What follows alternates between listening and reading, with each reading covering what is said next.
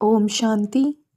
आज 11 अगस्त 2025 बाबा के महावाक्य है, मीठे बच्चे, तुम्हें पढ़ाई से अपनी कर्मातीत अवस्था बनानी है, साथ साथ पतित से पावन बनाने का रास्ता भी बताना है, रूहानी सर्विस करनी है। प्रश्न है, कौन सा मंत्र याद रखो तो पाप कर्म से बच जाएंगे? उत्तर है, बाप ने मंत्र दिया है, hear no evil, see no evil, think no evil, talk no evil. यही मंत्र याद रखो। तुम्हें अपनी कर्मेंद्रियों से कोई पाप नहीं करना है। कलयुग में सबसे पाप कर्म ही होते हैं, इसलिए बाबा यह युक्ति बताते हैं, पवित्रता का गुण धारण करो। यही नंबर 1 गुण है। ओम शांति। बच्चे किसके सामने बैठे हैं? बुद्धि में ज़रूर चलता होगा कि हम पतित पावन सर्व के सद्गति दाता अपने बेहद के बाप के सामने बैठे हैं। भल ब्रह्मा के तन में है तो भी याद उनको करना है। मनुष्य कोई सर्व की सद्गति नहीं कर सकते। मनुष्य को पतित पावन नहीं कहा जाता। बच्चों को अपने को आत्मा समझना पड़े। हम सब आत्माएं बाप का वह है। वह बाप हमको स्वर्ग का मालिक बना रहे हैं। यह बच्चों को जानना चाहिए और फिर खुशी भी होनी चाहिए। यह भी बच्चे जानते हैं, हम नरकवासी से स्वर्गवासी बन रहे हैं। बहुत सहज रास्ता मिल रहा है, सिर्फ याद करना है और अपने में दैवी गुण धारण करने हैं। अपनी जांच रखनी है। नारद का मिसाल भी है। यह सब दृष्टांत ज्ञान के सागर बाप ने ही दिए हैं। जो भी सन्यासी आदि दृष्टांत देते हैं वह सब बाप के दिए हुए हैं। भक्ति मार्ग में सिर्फ गाते रहते हैं, कछुए का, सर्प का, भ्रमरी का दृष्टांत देंगे, परंतु खुद कुछ भी नहीं कर सकते। बाप के दिए हुए दृष्टांत भक्ति मार्ग में फिर रिपीट करते हैं। भक्ति मार्ग में है ही पास्ट का, इस समय जो प्रैक्टिकल होता है उसका फिर गायन होता है। बल देवताओं का जन्म दिन अथवा भगवान का जन्म दिन मनाते हैं, परंतु जानते कुछ भी नहीं है। अभी तुम समझते जाते हो, बाप से शिक्षा लेकर पतित से पावन भी बनते हो और पतितों को पावन बनने का रास्ता भी बताते हो। यह है तुम्हारी मुख्य रूहानी सर्विस।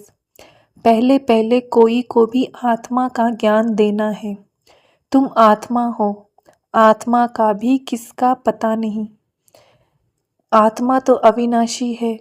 जब समय होता है आत्मा शरीर में आकर प्रवेश करती है तो अपने को घड़ी घड़ी आत्मा समझना है।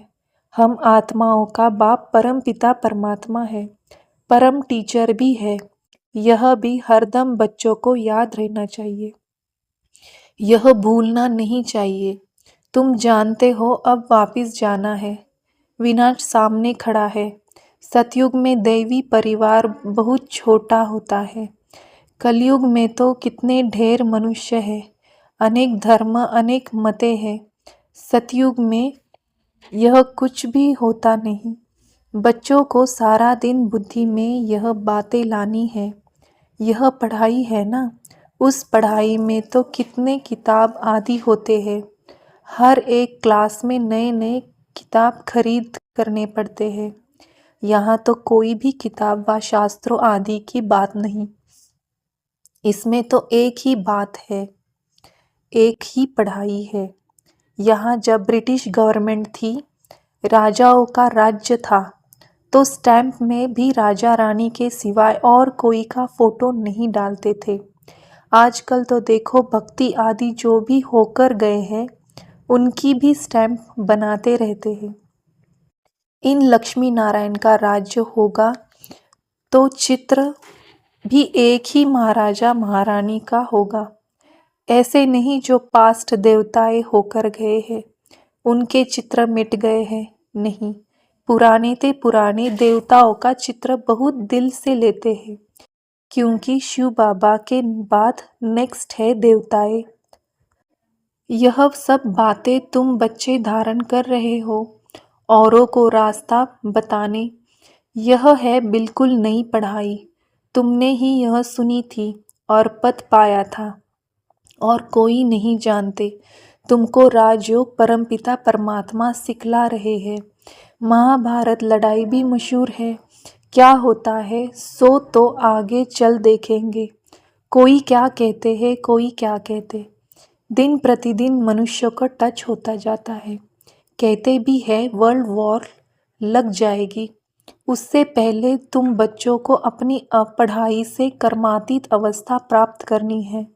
बाकी असुरों और देवताओं की कोई लड़ाई नहीं होती है। इस समय तुम ब्राह्मण संप्रदाय हो, जो फिर जाकर दैवी संप्रदाय बनते हो। इसलिए इस जन्म में दैवी गुण धारण कर रहे हो। नंबर 1 दैवी गुण है पवित्रता का। तुम इस शरीर द्वारा कितने पाप करते आए हो। आत्मा को ही कहा जाता है पाप आत्मा। आत्मा इन कर्मेंद्रियों से कितने पाप करती रहती है। अब hear no evil, see no evil, talk no evil, think no evil किसको कहा जाता है? आत्मा को। आत्मा ही कानों से सुनती है। बाप ने तुम बच्चों को स्मृति दिलाई है कि तुम आदि सनातन देवी देवता धर्म वाले थे। चक्र खाकर आए, अब फिर तुमको वही बनना है। यह मीठी स्मृति आने से पवित्र बनने की हिम्मत आती है। तुम्हारी बुद्धि में है हमने कैसे 84 का पाठ बजाया है। पहले पहले हम यह थे। यह कहानी है ना।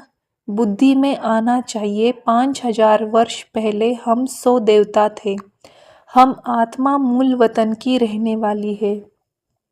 आगे यह जरा भी ख्याल नहीं था। हम आत्माओं का वह घर है। वहाँ से हम आते हैं पाठ बजाने। सूर्यवंशी चंद्रवंशी बने। अभी तुम ब्रह्मा की संतान ब्राह्मण वंशी हो। तुम ईश्वरीय औलाद बने हो। ईश्वर बैठ तुमको शिक्षा देते हैं। यह सुप्रीम बाप, सुप्रीम टीचर, सुप्रीम गुरु भी है। हम उनकी मत से सब मनुष्यों को श्रेष्ठ बनाते हैं। मुक्ति जीवन मुक्ति दोनों श्रेष्ठ है। हम अपने घर जाएंगे, फिर पवित्र आत्माएं आकर राज्य करेंगी। यह चक्र है ना, इसको कहा जाता है स्वदर्शन चक्र। यह ज्ञान की बात है। बाप कहते हैं तुम्हारा यह स्वदर्शन चक्र रुकना नहीं चाहिए। फिरते रहने से विकर्म विनाश हो जाएंगे। तुम इस रावण पर जीत पालेंगे। पाप मिट जाएंगे। अब स्मृति आई है सिमरन करने के लिए। ऐसे नहीं माला बैठ सिमरन करनी है। आत्मा में अंदर ज्ञान है जो तुम बच्चों को और भाई बहनों को समझाना है। बच्चे भी मददगार तो बनेंगे ना। तुम बच्चों को ही स्वदर्शन चक्रधारी बनाता हूँ। यह ज्ञान मेरे में है, इसलिए मुझे ज्ञान का सागर मनुष्य सृष्टि का बीज रूप कहते हैं। उनको बागवान कहा जाता है। देवी देवता धर्म का बीज शिव बाबा ने ही लगाया है। अभी तुम देवी देवता बन रहे हो। यह सारा दिन सिमरन करते रहो तो भी तुम्हारा बहुत कल्याण है। दैवी गुण भी धारण करने हैं। पवित्र भी बनना है। स्त्री पुरुष दोनों इकट्ठे रहते पवित्र बनते हो। ऐसा धर्म तो होता नहीं। निवृत्ति मार्ग वाले तो वह सिर्फ पुरुष बनते हैं। कहते हैं ना स्त्री पुरुष दोनों इकट्ठे पवित्र रह नहीं सकते, मुश्किल है। सतयुग में थे ना।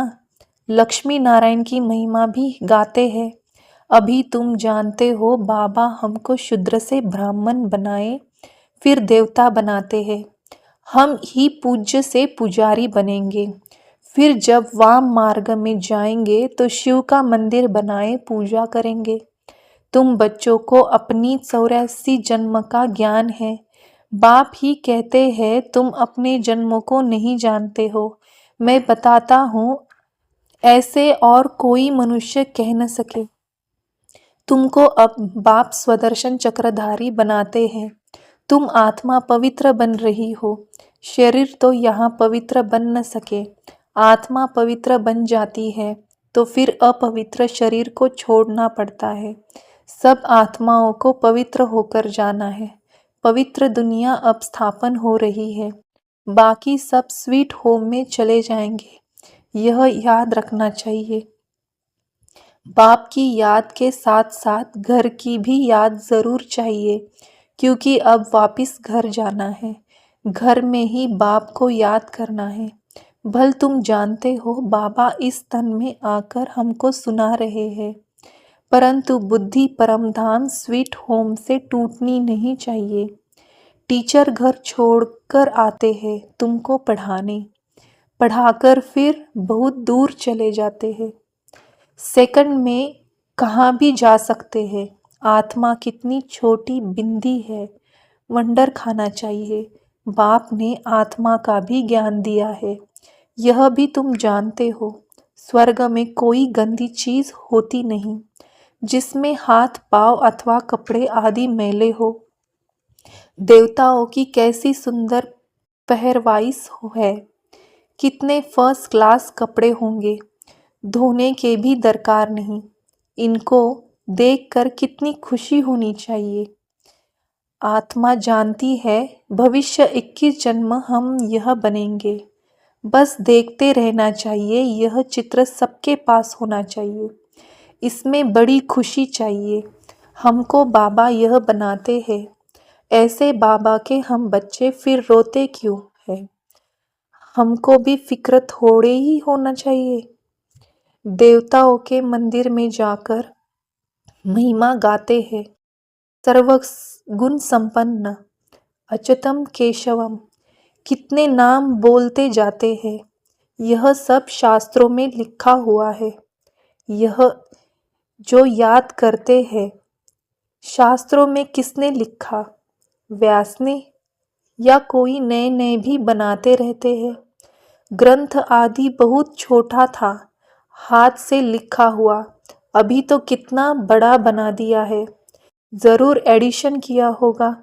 अब गुरु नानक तो आते ही है धर्म की स्थापना करने, ज्ञान देने वाला तो एक ही है। क्राइस्ट भी आते हैं सिर्फ धर्म स्थापन करने के लिए। जब सब आ जाते हैं तो फिर वापस जाएंगे। घर भेजने वाला कौन? क्या क्राइस्ट? नहीं, वह तो भिन्न नाम रूप में तमो प्रधान अवस्था में है। सतो रजो तमो में आते हैं ना, इस समय सब तमो प्रधान है।